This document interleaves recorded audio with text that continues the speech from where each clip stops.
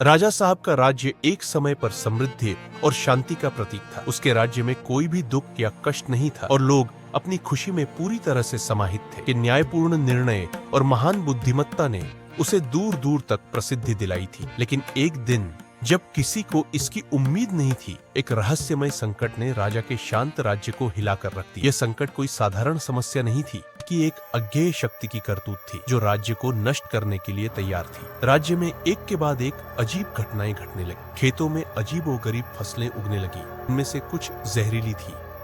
लोगों की गायों और भेड़ों की तबीयत बिगड़ने लगी। कुछ ही दिनों में राजमहल के नजदीकी नदी की जलधारा पूरी तरह से सूख गई। लोग भयभीत हो गए और राजा के पास आए। राजा साहब को समझ नहीं आ रहा था कि अचानक क्या हो गया हमारे राज्य में। ये किसी बला आ गई और राजा साहब गहरा सोच में पड़ गया। एक दिन राजा साहब के दरबार में एक बूढ़ा साधु आया जिसका चेहरा अजीब तरह से घबराया हुआ था। साधु ने राजा से कहा, हे सम्राट, तुम्हारे राज्य में जो घटनाएं हो रही है वे एक जिन्न के कारण हो रही है। ये जिन्न पहले कभी इतना शक्तिशाली था कि कोई भी उसे चुनौती नहीं दे सकता था, लेकिन अब वह बंधा हुआ है और अपनी खोई हुई शक्ति को वापस पाने के लिए सारे राज्य को नष्ट करने पर तुला है। राजा साहब ने घबराए बिना साधु से पूछा, इसे रोका जा सकता है? साधु ने उत्तर दिया, हाँ, लेकिन इसके लिए तुम्हें अपने साहस और बुद्धिमत्ता का उपयोग करना होगा। एक विशेष वस्तु को प्राप्त करके इस जिन्न से उसकी शक्ति छीन सकते हो, लेकिन याद रखो, इस यात्रा में तुम्हारी जान भी जोखिम में हो सकती है। राजा साहब ने यह फैसला किया कि वह खुद इस रहस्यमय संकट का समाधान निकालेंगे। उन्होंने अपनी पूरी सेना को राज्य की सुरक्षा के लिए छोड़ दिया और खुद अकेले उस जादुई वस्तु की खोज में निकल पड़े। उन्होंने सुना था कि यह वस्तु केवल एक घने और खतरनाक जंगल में छुपी हुई थी, जहां रास्ते में भूत प्रेत और दुष्ट शक्तियां उनका पीछा करेंगी। राजा साहब ने जंगल में प्रवेश किया, लेकिन वहां घना अंधकार और डरावनी आवाजें उन्हें घेरने लगी। एक एक कदम आगे बढ़ते हुए राजा साहब को एहसास हुआ कि यह जगह केवल एक जगह नहीं, बल्कि एक भयानक जाल है। उन्होंने कई रातें बिना भोजन पानी के जंगल में बिताई,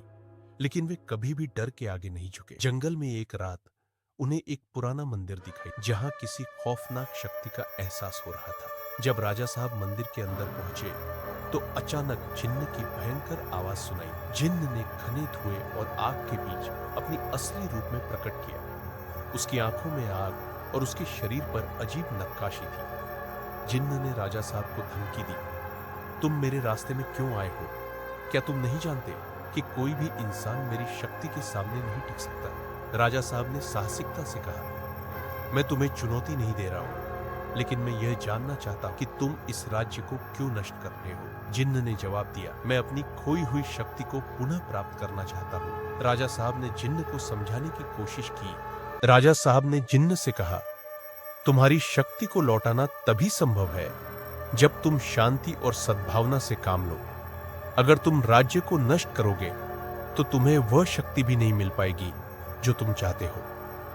जिन्न ने राजा की बात सुनकर क्रोधित होते हुए कहा, मैं किसी इंसान से सीख नहीं लूंगा, मुझे मेरी शक्ति चाहिए, चाहे इसके लिए कितने भी राज्य नष्ट क्यों न करने पड़े। जिन्न की भयंकर गरज ने मंदिर की दीवारों को हिला दिया। राजा को समझ में आ गया कि जिन्न बातचीत से मानने वाला नहीं। भी राजा ने अपनी बुद्धिमानी का सहारा लिया। उन्होंने जिन्न से कहा, अगर तुम अपनी शक्ति वापस पाना चाहते हो तो तुम्हें एक चुनौती को पार करना होगा।